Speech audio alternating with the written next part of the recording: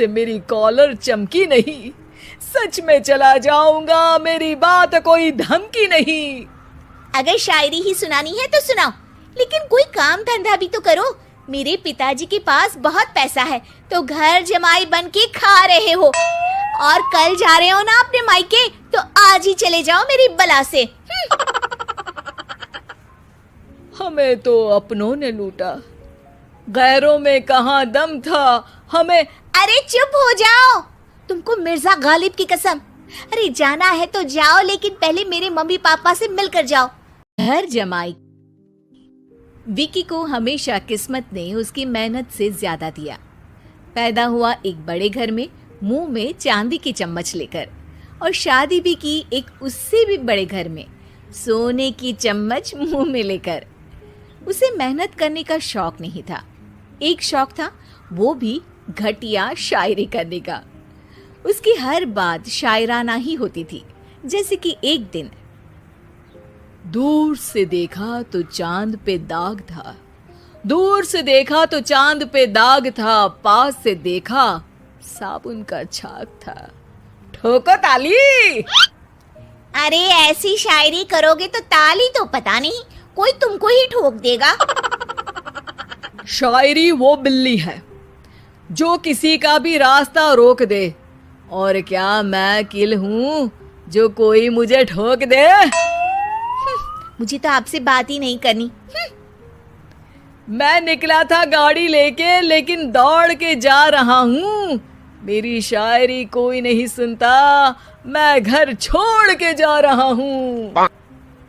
धीरे बोलिए जी, mummy papa को पता चल जाएगा तो तुमको सच में तुम्हारे मायके भेज देंगे। सस्ते साबुन से मेरी कॉलर चमकी नहीं। सच में चला जाऊंगा, मेरी बात कोई धमकी नहीं। अगर शायरी ही सुनानी है तो सुनाओ, लेकिन कोई काम धंधा भी तो करो। मेरे पिताजी के पास बहुत पैसा है तो घर जमाई बन के खा रहे हो, और कल जा रहे हो ना अपने मायके, तो आज ही चले जाओ मेरी बला से। हमें तो अपनों ने लूटा, गैरों में कहाँ दम था हमें। अरे चुप हो जाओ, तुमको मिर्जा गालिब की कसम। अरे जाना है तो जाओ, लेकिन पहले मेरे मम्मी पापा से मिलकर जाओ, वरना वो क्या सोचेंगे। लेकिन विकी अकेले ही अपनी कार लेकर अपने मायके यानी कि अपने खुद के घर पहुंच जाता है। अरे बेटा, तू अचानक, बहू कैसी है? अरे माँ, बहू तो बिल्कुल बदल गई है, मुर्गी हाथ से निकल गई है। अरे क्या हुआ बेटा? उसकी आती नहीं है, मेरी जाती नहीं है। मैं करता हूँ शायरी, उसे भाती नहीं है। मेरे पास उसका फोन आया था बेटा, सही कह रही है वो। तुमको काम करना चाहिए, तभी तो इज्जत मिलेगी। घर जमाई बनके सास ससुर के पैसों पर कब तक ऐश उड़ाते रहोगे? मेरी जिंदगी में हर तरफ से उंगली हो रही है, फोन पर मेरी चुगली हो रही है। अरे चुगली नहीं कर रही थी बहू, वो तेरा भला चाहती है बेटा। सूखे हुए कपड़े को भी गीला कह रहे हैं लोग, चुगली करने को मेरा भला कह रहे हैं लोग। ठोको ताली। ये सुन के माँ अपने हाथ से अपना सर पीट लेती है। अरे माँ, ताली की जगह माथा क्यों ठोक रही हो? बेटा तू ना आराम कर, तेरे पिताजी भी आने वाले हैं, खाना लगा देती हूँ। विकी अपने घर भी दिन भर टीवी देखता है, तरह तरह का खाना खाता है, दोपहर तक सोता है, चाय पीता है, वीडियो गेम खेलता है, बस काम करने नहीं जाता। घर में नौकर चाकर है तो बिस्तर से हिलने तक की जरूरत नहीं पड़ती। कई बार तो विकी अपने नौकरों को बिठाकर शायरी सुनाता रहता। कब जाओगे बेटा? अरे कैसी बात कर रहे हैं डैडी, क्या आप मेरे फादर नहीं? आप मुझे भगाना चाहते हैं क्या? ये मेरा घर नहीं।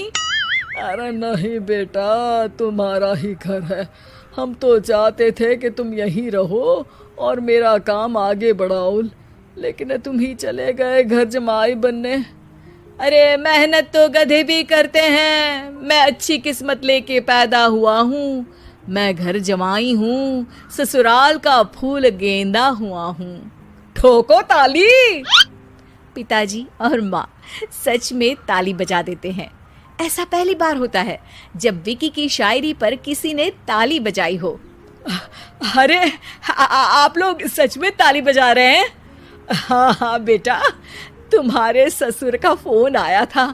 बोला जब तक घर जमाई जी कोई काम ना करने लगे हमारे यहाँ मत भेजना। अब तू तो काम करने से रहा और तुझे रहना भी है हमारे घर में ही, करेगा भी शायरी ही, और बार बार ठोको ताली बोलेगा तो आदत डाल ही लेते हैं ताली ठोकने की। विकी उसी वक्त खड़ा होता है और बहुत गुस्से में सीधे ससुराल के लिए निकल जाता है। फिर से आ गए? लेकिन सुमन को देखते ही विकी पिघल जाता है। अब सुमन, आई एम सॉरी, आज से ना मैं सिर्फ शायरी ही नहीं बल्कि काम भी करूँगा। तुम अपने ऑफिस में बात कर लेना, कोई भी मेहनत का काम कर लूँगा। मैं घर जमाई बन के रहूँगा लेकिन काम करूँगा और इज्जत से रहूँगा। मतलब सिर्फ तुम नहीं आए हो, तुम्हारे साथ तुम्हें अकल भी आ गई है। मैं अपने कारखाने का मैनेजर बनाता हूँ तुमको, कल से मेरे साथ चलना वहाँ। थैंक यू ससुर जी। थैंक यू से काम नहीं चलेगा, एक शायरी सुनानी पड़ेगी। है जरूर। ससुर के पास पैसा होते भी मेहनत जिसको भाई है, वही सच्चा दामाद है, वही अच्छा घर जमाई है।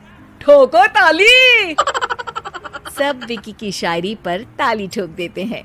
शिक्षा: जब किस्मत आपको बहुत सारा दे दे तो उसकी कद्र करनी चाहिए और मेहनत करना कभी नहीं भूलना चाहिए।